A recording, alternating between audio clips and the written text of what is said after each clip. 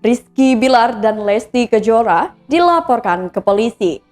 Rupanya Mila Mahmooda Jamhari tak mau larut dalam polemik Rizky Bilar dan Lesti Kejora.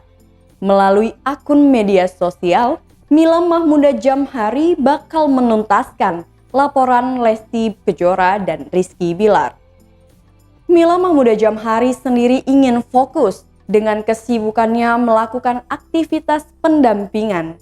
Diketahui, Mila Mahmooda Jamhari sebut Lesti Kejora dan Rizky Bilar melakukan pembohongan publik yang mengaku nikah siri.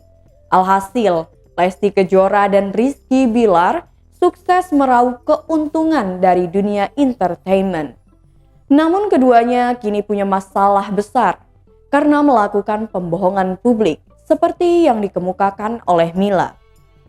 Hal ini imbas dari pengakuan Lesti Kejora dan Rizky Bilar yang mengaku nikah siri. Apalagi pengakuan tersebut disiarkan di stasiun televisi.